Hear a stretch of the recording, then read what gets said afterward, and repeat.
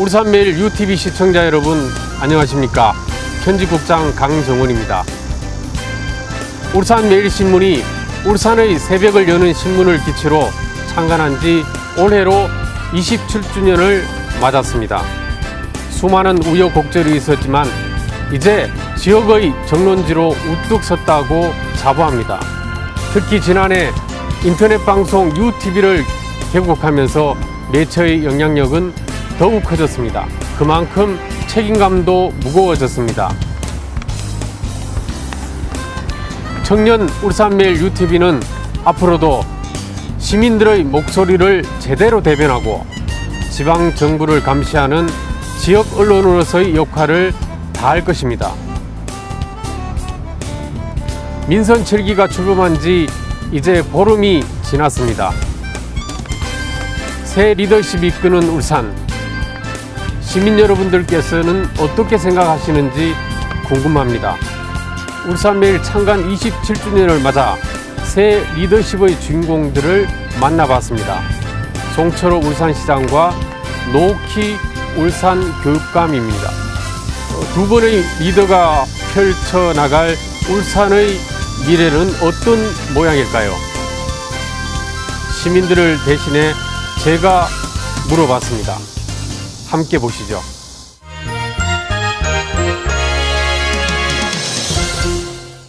바쁘실 텐데 이렇게 시간을 내주셔서 정말 고맙습니다.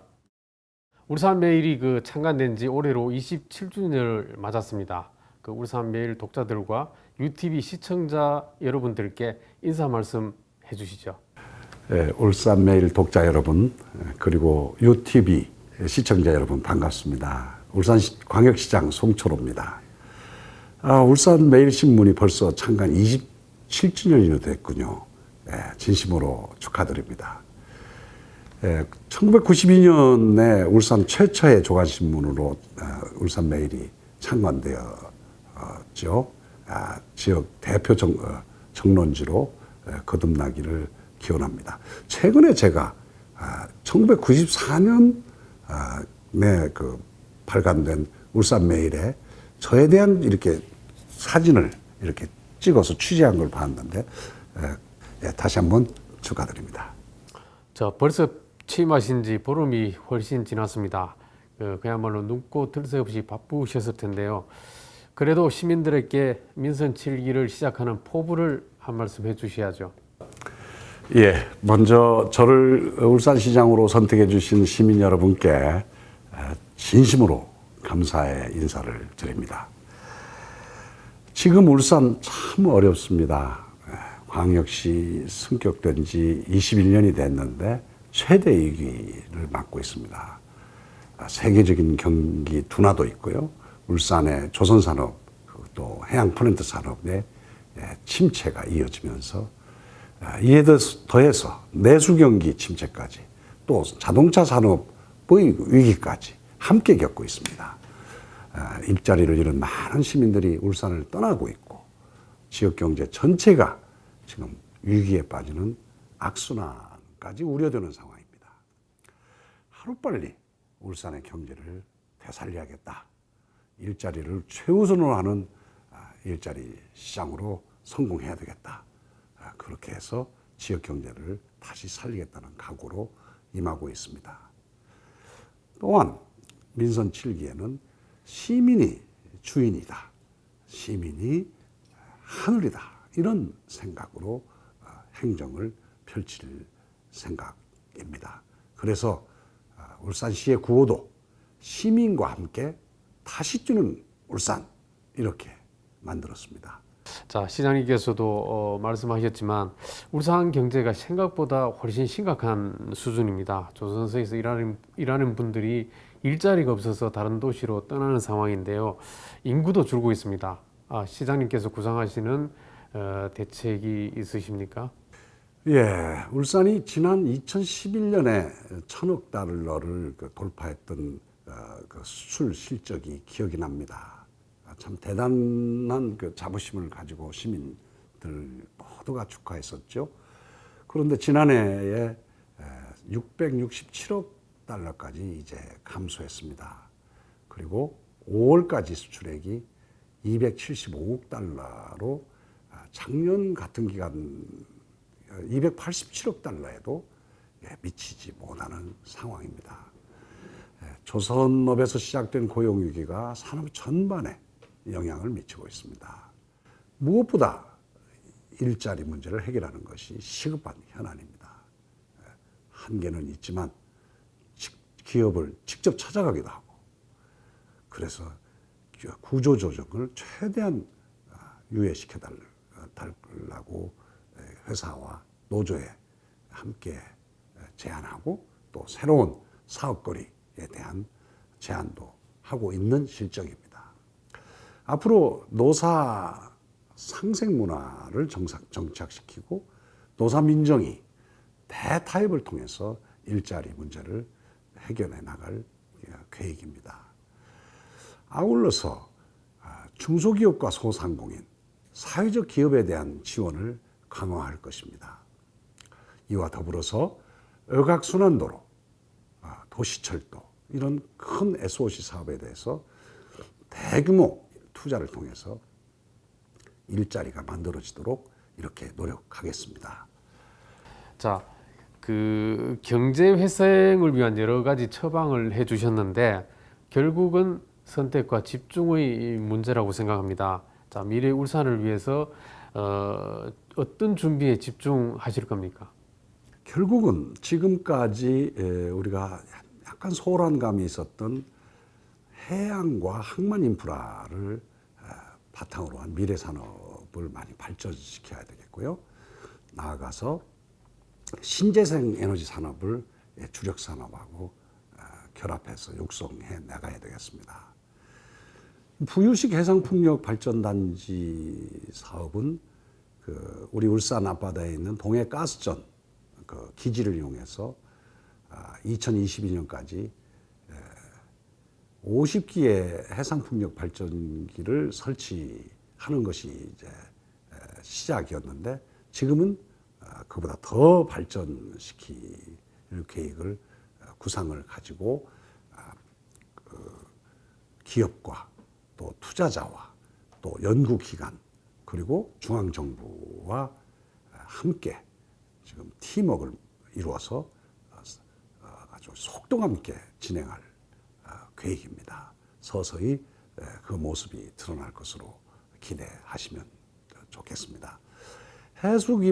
해수전지를 기반으로 한 해수 담수화 플랜트 사업도 이거 우리 바다를 이용해서 그 바닷물에 있는 소금을 매개로 전기를 생산하고, 그것을 전기를 얻는 과정 속에 담수를, 그러니까 우리 일반 식수처럼 민물 같은 그런 물을 얻을 수 있는데, 당장 이것을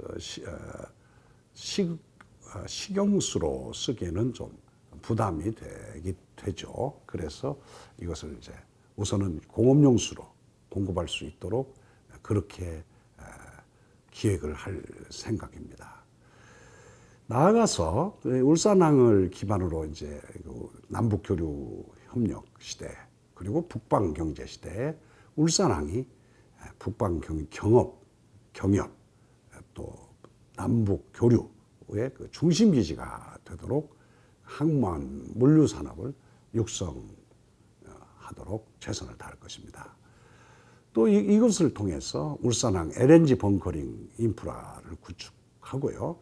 울산항 배후도로 건설도 재추진할 계획입니다. 울산에 있는 천혜의 그 생태 문화 관광 자원을 기반으로 해서 관광 산업 육성에도 주력할 것입니다. 체험형 관광 인프라, 산업 관광과 국제 행사 개최, 또 공공 와이파이 전 지역 확대 등 이런 사업 등을 통해서 관광 사업의 기반을 더 다져나갈 계획입니다. 자, 북방 경협을 얘기하셨는데 한반도 평화 시대에 북한과의 경제 협력이 각 지자체들마다 최고의 화두로 떠오르고 있습니다. 생각하고 있는 협력 방안이 있으십니까? 두 차례 이제 남북 정상회담이 있었고요. 그 다음에 이제 북미 정상회담이 이제 이어져서 또 한러 정상회담도 또 이렇게 이어지고 남북 교류가 이게 이제 하나의 큰 흐름으로 자리를 잡았다는 생각이고요. 또 북방 교류도 많이 전망이 밝아졌다고 생각합니다. 이러한 여건을 잘 살리면 울산이 남북 경협 또는 북방 경제의 그 동해안 그 벨트 중심 기지가 될 수 있다고 생각합니다. 교수들이나 또 전문가, 시민단체 전문가들이나 또 해양 전문가 등 이런 많은 우리 전문가들을 망라해서 북방경제 교류 협력 투기를 구성할 생각입니다. 남북 교류와 북방 경제는 국가 차원의 프로젝트입니다. 이러한 그 신북방 정책 로드맵을 관장하는 대통령 직속 북방경제협력위원회와 지속적인 소통을 할 것입니다. 그렇게 해서 우리 울산이 북방경제, 남북 교류에 참여 중요 도시가 되도록 방안을 마련할 것입니다. 나아가서 시와 더불어서 기업과 다른 많은 기관들도 이런 경협에 대비해서 준비를 해나가고 내실을 기해야 될 것입니다. 과거 보수 정권에서 해결하지 못한 울산의 과제가 남아 있습니다. 바로 방구대 안각화 보존과 맑은 물 확보 대책인데요. 우선 생태 제방에 대해서는 어떻게 생각하시는지, 그리고 안각화 보존과 맑은 물을 동시에 해결할 수 있는 방안은 계시는지 말씀 부탁드립니다. 네, 방구대 안각화가 지금 세계 최고의 포경 유적으로 평가를 받고 있습니다. 방구대 안각화와 또 인근에 있는 천전리 각서까지 약 3km 정도에 있는 대곡천 암각화구는 지금 잘 원형이 보존되어 있습니다. 이 대곡천 일대를 자연사, 선사, 역사, 문화 공원으로 조성하면 세계적인 명소가 될 수 있다고 저는 확신합니다. 그러기 위해서는 방구대 암각화의 경우 기본적으로 원형을 보존하는 것이 최선이다. 생태 제방하는 암각화가 훼손될 가능성이 있어 보여서 이것은 좀 제 암각화 보존 대책으로는 좀 피하고 싶은 생각입니다. 그래야 세계 문화유산에 등재할 수 있고 우리가 어떤 걸림돌이 될 수 있는 것을 이제 제거하는 거라고 생각합니다. 우리 울산 시민에게 맑은 물을 공급해 달라는 것을 중앙정부에 계속 지금 얘기하고 있고 지금 협의를 일정 정도 진행하고 있습니다. 앞으로 이 중앙정부의 의지와 별개로 또 지역 지방자치단체의 또 물에 대한 어떤 이기심, 같은 지방정부로서는 또 자기 물을 이렇게 확보하고 가지고 있고 싶어 하니까요. 그거를 잘 설득해서 이 암각화의 소중함과 우리 울산 시민의 그동안 희생을 잘 설명하고 잘 설득해서 어떻게든 이 문제를 해결하도록 노력을 다하겠습니다. 복선 제철 등 울산 주변의 광역 교통망은 갈수록 이제 확충되고 있는데 울산의 대중교통 시스템은 이를 따라가지 못하는 측면이 있는 것 같습니다. 앞으로 대중교통 시스템을 어떻게 개선해 나가시겠습니까? 우선 시급한 것은 시내버스를 어떻게 할 것인지에 대해서 심도 있는 검토가 필요합니다. 시내버스 혁신위원회를 곧 구성할 것입니다. 해서 많은 시민들의 의견과 전문가들의 평가를 담아서 시내버스 문제를 해결하도록 최선을 다하겠습니다. 나아가서 시내버스를 이제 보완하거나 혹은 이제 미래에서는 어느 정도 대체성이 있는 교통수단으로서 트램 같은 도시철도, 현대화된 도시철도를 생각하고 있는데요. 마침 지금 머지않아 동해남부선 복선철도 사업이 이제 완료될 것이고, 또한 지금 부산 지역 노포에서 또 경남 지역 양산을 거쳐서 KTX 울산역 거쳐서 신봉 로타리까지 오는 광역철도망에 대한 계획이 구체화되고 있습니다. 부울경 광역 교통 체계, 철도 체계를 또 활용해서 우리 신봉 로터리와 태화강역 나아가서는 송정역까지 있는 트램부터 지금 먼저 추진할 계획입니다. 그렇게 된 다음에 이제 순차적으로 2호 도시철도 3호까지 어느 정도 한 10년 정도를 구상하고 있습니다만은, 이것이 완성되고 나면 이제 트램이 상당한 대중교통 분담을 맡게 될 거라고 생각합니다. 많은 논의를 거쳐서 이렇게 하나하나 구체화하겠습니다. 지역 정치정이 조금 바뀌었죠. 혼란해 하시는 시민들이 상당히 많을 것 같습니다. 임기 초기에 지역 사회를 하나로 묶는 작업이 필요하실 텐데 어떻게 생각하십니까? 예, 그동안 참 이 지역의 어떤 어느 정당만 이렇게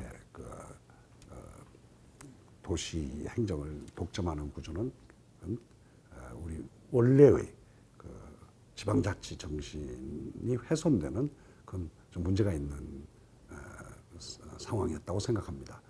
시민들의 촛불혁명 이후에, 그리고 문재인 정부 이후에 상황에 따라서 시민들이 선택한 새로운 이제 시 정부와 또한 각 기초단체까지를 어우러진 새로운 지방자치 시대가 열렸는데요. 이때에는 시민이 주인이라는 정신을 바탕으로 해서 시민의 의견을 시정에 잘 반영하도록 하겠습니다. 그러나 전임시장 때 있었던 그런 사업이라든지 또 어떤 가지가지 어떤 실적 같은 것을 이렇게 그걸 무시하거나 아니면 그냥 폐기한다거나, 그거는 옳지 않다고 생각합니다. 그것은 어떤 사업만이 아니라 또 인적 네트워크도 저는 그렇게 봅니다. 옥석을 가리면서 최대한 우리 울산 시민 모두가 하나의 시민, 하나의 틀 속에서 통합되도록 하는 일에 저는 최선을 다할 것입니다. 이런 사업 과정에 시민들이 자발적으로 나서서 함께 시정을 이끌어가는 그런 일들을 구상하고 있는데요. 예를 들면 태화강 십리길, 우리가 십리 대바길을 우리 많이 얘기하는데, 저는 태화강 백리 대바길을 구상하고 있습니다. 우리 태화강 백리 좀 넘는데요. 태화강 이 백리길에 대나무로 연결해서 세계적인 명품 이 산책로, 순례길 같은 것을 우리가 만들어내는데, 이런 일에 시민들이 개인이든 아니면 단체이든 참여할 수 있는 폭을 대폭 넓혀서 이 사업의 성공도 도모하지만, 또 시민들이 자긍심을 가지고 자기 시민이 주인의식을 가지고 이런 사업에 함께 이루어질 수 있도록 하려고 지금 구상하고 있습니다. 하나하나 구체화해 나가겠습니다. 시장님의 시정 비전에 포함된 시민 주권 시대는 고 노무현 대통령께서 정치 목표라고 하신 걸로 알고 있습니다. 시장님이 노무현 대통령과 문재인 대통령과 각별한 인연을 가지고 계시다는 걸 시민들도 다 알고 계실 것 같은데요. 두 분과의 인연이 가지는 의미는 무엇입니까? 예, 그 노무현 대통령님은 민주주의의 발전 그리고 지역주의의 청산에 대해서 확고한 신념이 있었던 분입니다. 그 정신을 문재인 대통령님과 제가 항상 선배로부터 함께 얘기도 듣고 토론도 하고 했던 기억이 나는데 참 이번에 당선을 우리 시민 여러분께서 시켜주시니까 참 이 모습을 보면 참 그 노무현 대통령님이 얼마나 반가워하셨을까 좀 그런 의미에서 참 그립다는 생각을 했습니다. 송철호 당신이 이기는 것이 우리나라 민주주의에 얼마나 중요한 일인 줄 알아. 그런 말씀하시고 지역주의 극복이 그렇게 하루아침에 이루어질 줄 아는가.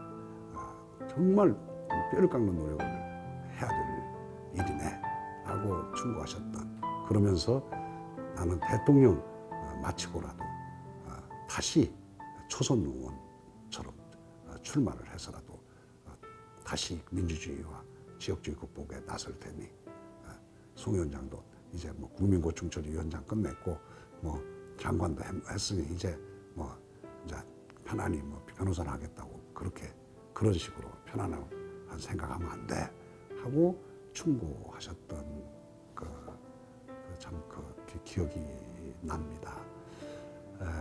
그게 그립다는 의미고 고맙다는 것은 사실은 그 말씀을 제가 기억을 하고 있는데 노무현 대통령이 돌아가셨단 말씀이죠.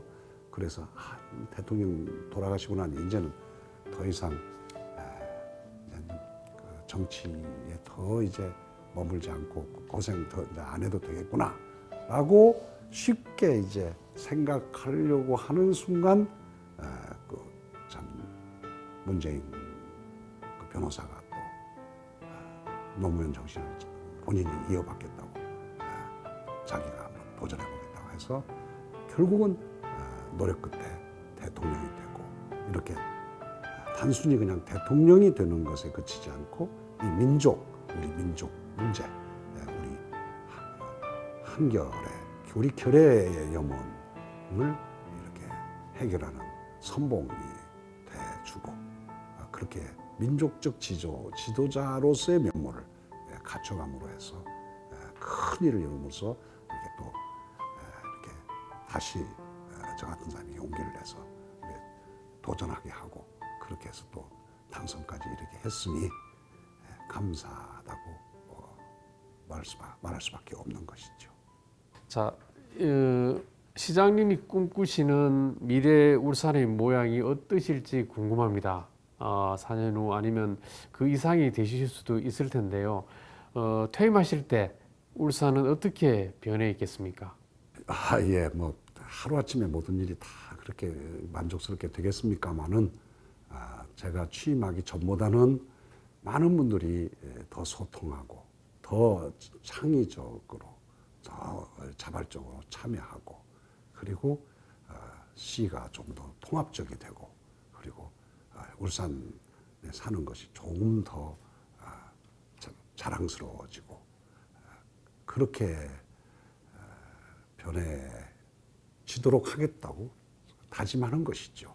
제가 감히 지금부터 그렇게 될 것이다 라고 하는 것은 좀 건방 떠는 것 같고요. 하여튼 최선을 다해서 울산이 좀 더 소통하면서 더 사람들이 잘 어우러지는 그런 도시 그리고 지금보다는 정말 그 과거에 잘 안 됐던 노력해서 하려고 해도 안 됐던 그 외곽순환도로라든지 이런 국립병원이라든지 또 현대중공업이 그 해양 프레트 사업 포기하는데 이걸 대체하는 그 풍력 발전 단지라든지 이런 게 꼭 되도록 최선을 다할 생각입니다. 그렇게 될 거라고 저는 믿고 열심히 하겠습니다. 자, 시장님 좋은 말씀 감사드립니다. 감사합니다. 자, 오늘 인터뷰는 이것으로 마치겠습니다. 시청자 여러분 대단히 고맙습니다. 감사합니다.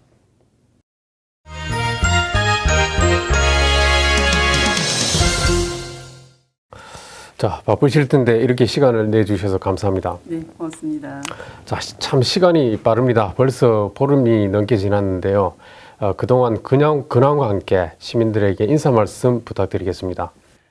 예, 지지해 주셔서 대단히 감사하고요. 사실 정신없이 지냈습니다. 예, 우리 교육청 직원들하고 이렇게 소통해야 되고 또 각 과별로 또 보고받고 또 시의회에 출석해서 시정연설도 하고 그리고 또 기관장들 방문하고 또 내방객을 맡고 이러느라고 지금 정신이 좀 없습니다. 자, 그 교육감께서 그 교육행정 지표로 그 한 명의 아이도 포기하지 않는 울산 교육이라고 하셨는데, 뭐 저도 개인적으로 학부모입니다. 네. 상당히 공감 가는 부분이 많은데요. 자, 특별한 의미가 있겠습니다. 지금 아이들이 학교에는 가지만 사실 수업에서 배움에서 소외되는 애들이 많다고 생각합니다. 교실에는 앉아 있지만 이제 제대로 배우지 못하는 이런 애들이 많이 생기고 또 사람은 누구를 위해서 존재하는 사람은 아니기 때문에 누구든 자기가 주인으로 인정받아야 된다고 생각하거든요. 그런 의미에서 한 명의 아이도 소외되지 않는 그런 포기하지 않는 울산 교육이라고 했습니다. 그래서 누구든지 그애가 어떤 가정에서 태어났든 뭐 어떤 아이든 상관없이 한 인간으로 존중받아야 되고 또 그 자기에게 맞는 교육을 받을 수 있는 권리가 있기 때문에 그런 권리를 보장해 주는 게 또 교육감의 역할이고 또 공교육에서 해야 될 일이라고 생각해서 그렇게 잡았습니다. 예. 예. 자, 제가 알기로도 오랫동안 교육 운동을 해오신 걸로 알고 있습니다. 아무래도 이런 경험들이 교육감직을 수용해야 되겠다는 결심을 만든 것 같습니다. 혹시 그 결정적인 계기가 된 부분이 있다면 어떤 것입니까? 예. 이제 울산이 지난번 교육감 선거 때 이제 다른 지역에는 많은 13개 시도에서 다 진보 교육감이 당선이 됐는데 울산이 이제 기대에 미치지 못해서 상당히 책임감 이런 걸 느끼고 있었습니다. 저도 교육 운동을 했던 한 사람으로서 그래서 이제 교육 혁신이 한 4년 내지 9년 이렇게 막 지체되는 걸 보면서 이번에는 꼭 울산 교육도 바뀌어야 되겠다 생각을 하고요. 그래서 거기에 이제 저도 초창기부터 함께 해왔던 사람으로서 책임감을 느끼고 해야 되겠다는 이런 생각을 하게 됐습니다. 그 말씀하신 대로 그 바꿔야 한다는 것들이 아마 전 시민들의 어떤 바람이었지 않나 생각도 드는데요. 아시다시피 그동안 울산 교육계가 그 시민들의 기대에 상당히 미치지 못한 게 사실입니다. 특히 그 교육 수장들이 따라 비리에 의해서 신뢰를 잃어버렸는데요. 그래서인지 그 첫 진보 교육감에 대한 기대가 큰 것 같습니다. 앞으로 교육 행정을 어떻게 바꾸시겠습니까? 예, 사실 그런 기대가 이제 굉장히 큰데, 그래서 당선이 됐겠죠. 그래서 사실 굉장히 책임감도 많이 느끼고 부담도 되고 그렇습니다. 그래서 일단은 그동안 저는 우리 교직원들이나 이런 분들이 열심히 안 했다 이렇게 생각을 하지 않기 때문에 교육수장의 그런 비리나 이걸로 해서 신뢰를 많이 잃었기 때문에 일단 이제 교육감부터 비리 없이 깨끗하게 잘하겠다는 그런 생각을 갖고 있고 그건 또 제가 결심하면 되는 일이니까 그렇게 어렵지는 않을 거라고 생각을 합니다. 그리고 실제 이제 변화를 실감하기까지는 교육감이 바뀌는 것에서 비롯해서 현장이 바뀌어야 되지 않습니까? 특히 이제 아이들을 대하는 그 일선에 있는 선생님들이 이제 바뀌어야 되기 때문에 그래야만 체감을 할 수 있지 않습니까? 그죠? 그래서 그 선생님들이 애들에게 좀 정말 학부모들이 바라는 그런 교육을 제공할 수 있도록 그 선생님들 지원하는 역할을 해야 되겠다. 특히 교사들이 가르치거나 상담이나 이런 애들하고 관계되는 일 외에 여러 가지 일들을 많이 하고 있습니다. 그래서 그런 일들을 들어드리는 게 선생님들 온전히 애들한테 집중할 수 있지 않겠냐 해서 그 여건을 만들어 드리는 게 이제 교육감으로서 또 교육청에서 할 일이 아닌가 생각하고 그 부분에 또 교사들 요구도 제일 많습니다. 잡무를 경감해 달라는 요구가 그 부분을 해결해 드리면 선생님들 또 가르치는 일에 전념하면서 더 질 높은 교육을 할 수 있지 않겠나 이렇게 생각하고 있습니다. 그 취임하시자마자 그 지역교육청 교육장을 그 네. 공모제로 한다고 하셨는데 그것도 그 생각의 일환이죠. 예, 그렇습니다. 지금 계시는 교육장님들도 잘 하고 계시지만 일단 공모를 하게 된 건 제가 이제 공약을 했고 인사와 관련해서 이제 인사 혁신의 방향이기도 한데요. 그래서 지역 교육장님들이 좀 의욕을 가지고 할 수 있는 분들이 그냥 일방적으로 제가 인사 권한을 가지고 이렇게 선임할 수도 있지만 임명할 수도 있지만 그래도 다 그 많은 분들이 의욕을 가지고 있는데 그걸 다 알지는 못하지 않습니까? 그래서 그분들 중에서 영향이 있고 이런 분들이 나서면 좋지 않을까 해서 공모를 하게 됐습니다. 좀 전에도 그 교육감이 말씀하셨는데 교사들의 잡무도 많고 그다음에 실제로 학생들이 느끼는 입시에 대한 과중함 그런 것도 여전한 것 같습니다. 그 학교를 일단 바꿔야 할 것 같은데요. 어떻게 바꾸실 생각입니까? 예, 학교는 이제 일단 교사나 교직원이 이제 학교를 바꾸는 뭐를 주체이기 때문에 그래서 아까 말씀드렸다시피 교사나 교직원들의 업무를 그분들이 열정을 가지고 일을 해야만 바뀝니다. 그래서 그분들이 이제 일을 잘할 수 있도록 지원을 하는 거 하고 또 학교에 구성원들이 있지 않습니까? 이제 교사도 있고 직원들도 계시고 그다음에 우리가 보통 말하는 교사나 행정실 직원 외에도 뭐 밥을 짓는 분이라든지 청소를 하는 분들이라든지 여러분이 계시죠. 이제 그런 학교 구성원 전체가 학교의 주인이라는 그런 생각을 가질 수 있도록 좀 인정을 해드릴 생각이고요. 그리고 자치, 그다음에 또 교원들 자치 기능을 강화시켜서 자신들의 문제를 자신들이 결정하고 그 결정에 따른 책임도 지게 하는 그 자치 기능을 강화시키는 게 있을 수 있고요. 교육감에게 요구하는 많은 요구들이 있습니다. 근데 자세히 보면 그 요구들은 이미 권한이 학교로 넘어가 있습니다. 그래서 학교에서 얼마든지 결정해서 할 수 있는 일인데 여기 학교 구성원들의 의견을 민주적으로 수렴하는 이런 구조들이 잘 안 돼 있다 보니까 그걸 교육청에다가 교육감에게 요구해서 이거 바꿔달라 이렇게 얘기하거든요. 그래서 충분히 학교 구성원들의 토론을 통해서 거기 따라서 결정하고 또 집행하고 책임지고 이런 구조를 만들어가는 게 중요할 것 같고 그런 걸 잘 할 수 있도록 저희들 지원을 할 생각입니다. 학생들이 그렇게 서로 소통하게 되면은 학교 문제도 많이 해소될 것 같은데 그렇죠. 그 실제로 지난해 그 울산 지역 학교 내에서 학교 폭력과 관련한 몇 가지 좋지 않은 사례들이 있었는데 네. 사실은 그 안전한 학교를 만드는 게 상당히 또 학부모들이 원하는 사항인 것 같습니다. 네, 이거 안전한 학교를 위해서 어떤 시책을 펼치실 것입니까? 예.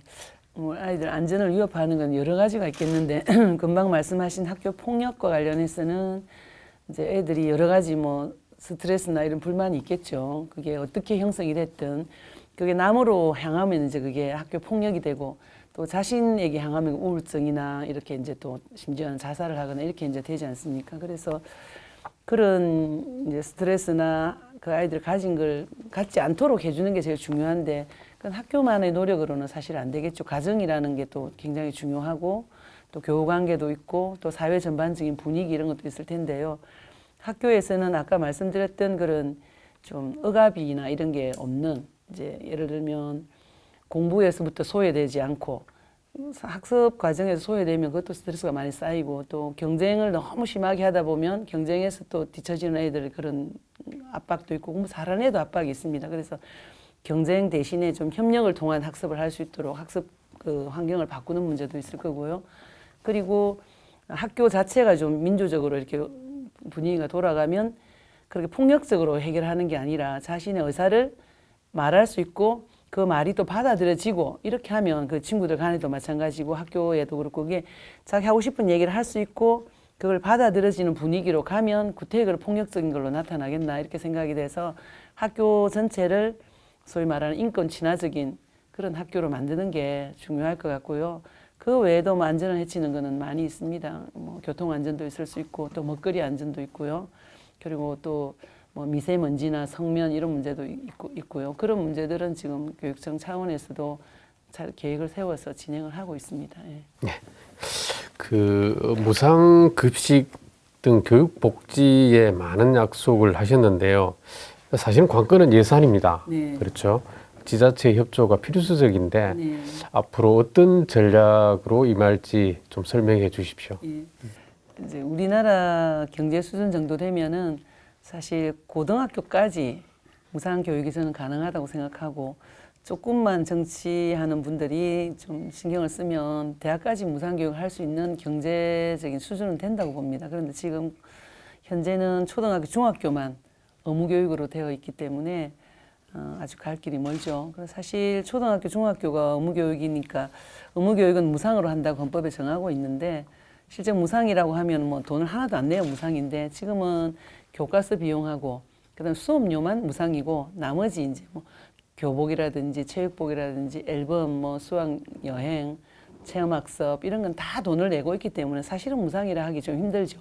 그래서 초등학교, 중학교는 의무 교육이기 때문에 이런 걸 다 무상으로 하는 거 하고 고등학교는 아직 의무 교육이 아니어서 무상은 아니지만 문재인 대통령이 고등학교까지를 2022년까지 무상 교육을 하겠다고 하셨거든요. 그래서 그 부분을 이제 시도교육감 협의회에서 좀 더 협의를 하고 해서 노력을 해서 좀 앞당기는 거 그게 필요하고 또 지자체에서나 또 교육청에서 할 수 있는 거는 먼저 좀 선제적으로 하는 게 필요하다고 생각해서 고등학교 무상 급식을 일단 하겠다 공약을 했는데 아까 말씀하신 것처럼 예산이 이제 교육청 예산만으로 다 하기는 어렵기 때문에 지자체 협조가 절실합니다. 특히 이제 지난 올해 중학교 무상급식 할 때도 다른 지역보다 많이 늦어진 게 교육청은 할 만큼 했는데 시청 협조가 시장 협조가 사실은 잘 안 돼서 그랬거든요. 그래서 이런 게 되풀이 되지 않았으면 좋겠고 그래서 이제 시장님이나 구청장 군수님들께서 학생들도 정말 교복 입은 시민이다 이렇게 생각을 해서